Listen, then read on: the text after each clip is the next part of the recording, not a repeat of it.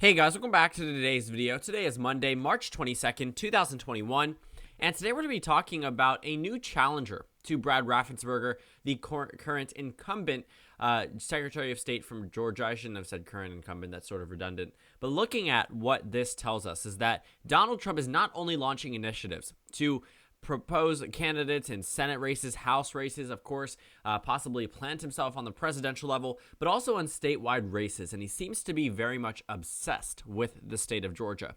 Today, we find that an incumbent United States representative is not going to run for re-election in 2022, but rather launch a primary challenge to Brad Raffensperger. This is Representative Jody Heiss from Georgia's 10th Congressional District. He won by a very resounding amount back in 2020 and is not in a competitive seat. In fact, no matter what happens, if he did decide to run for re-election, he could be in the House for at least the next 10 years.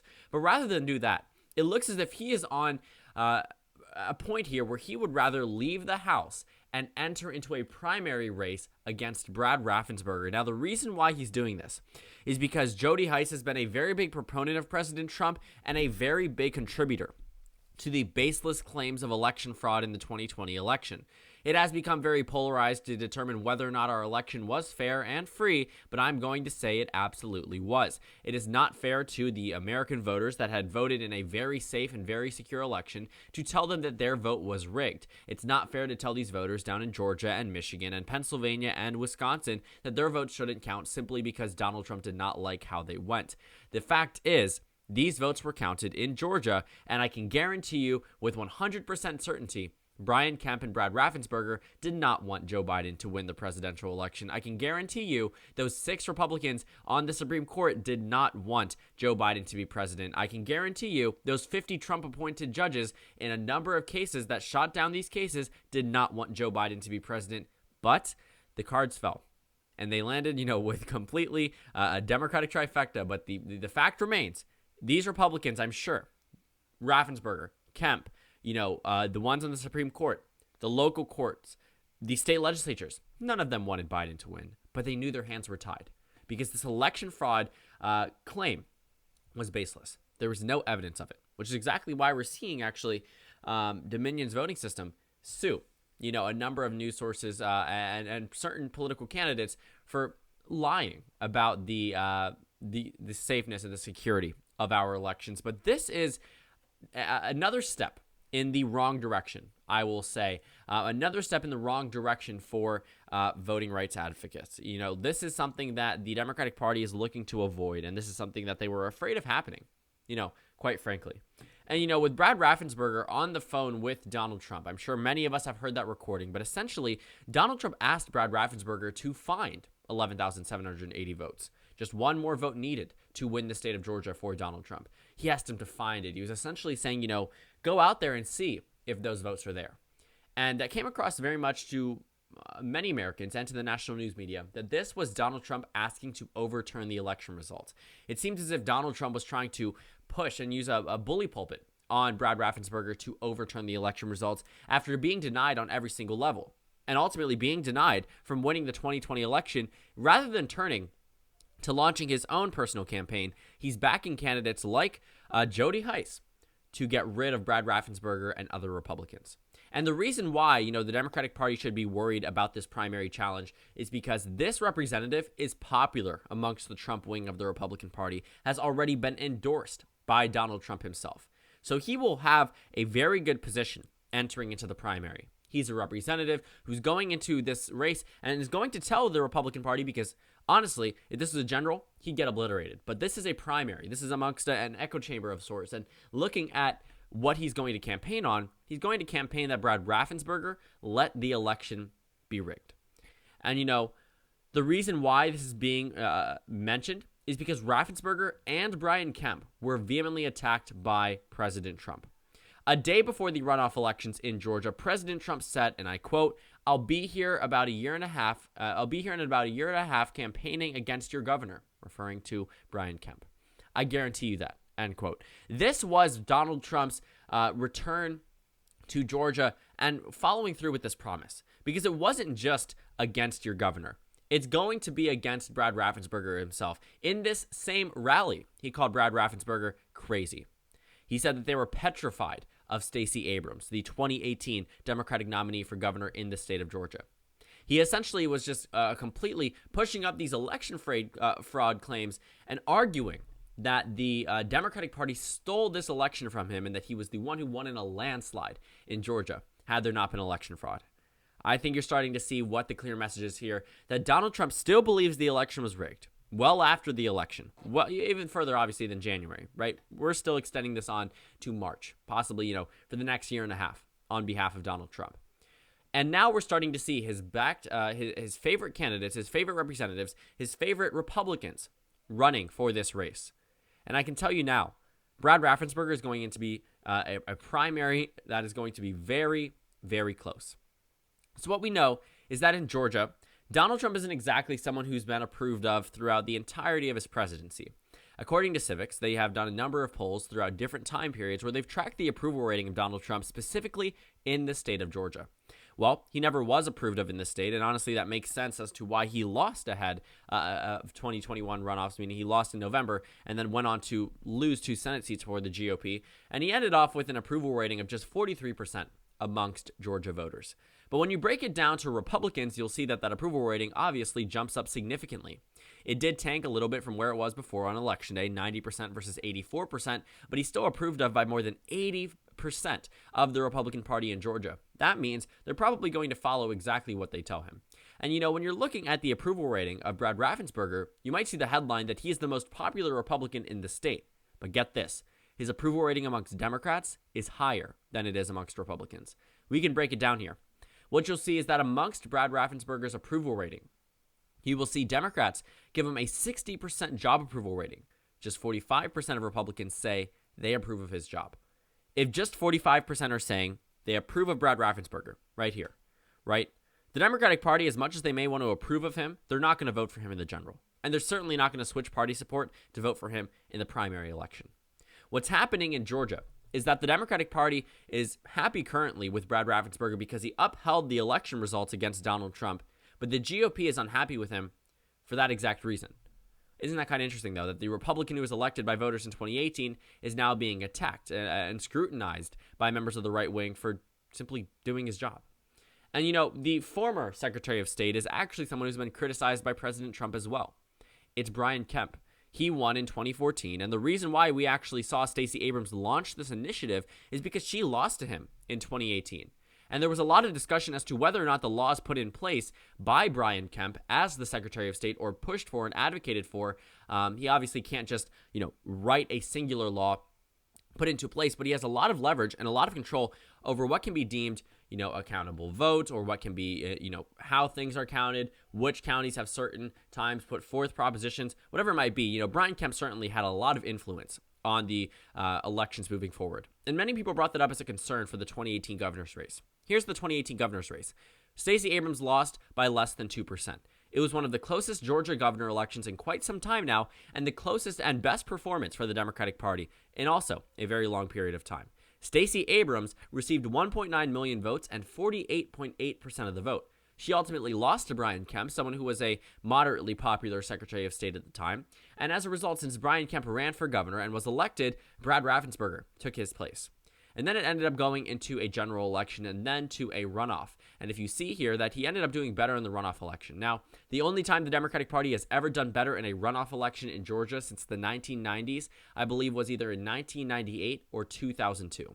Other than that, that was also in public commissioner, where there was 2% turnout. You heard me right, 2% turnout. So looking at the Secretary of State election, honestly speaking, the Democratic Party was not going to do better, and the only time they actually did better in a runoff was back then, and then obviously the 2021 runoff elections. But Raffensperger was able to win this race, but it was something that was pretty close, and I certainly think the Democratic Party is going to be targeting it. But if it's not a Democrat, the Democrats are going to absolutely want it to be Brad Raffensperger. And that's the thing here.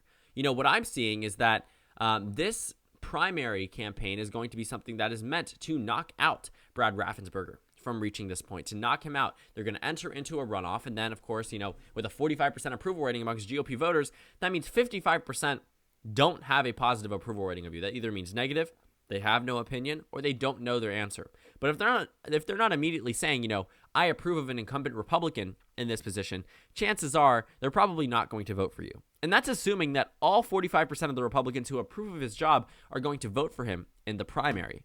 That probably won't end up happening. And of course, if it's a runoff, well, 55 obviously outweighs 45. So Brad Raffensperger is in a very difficult position.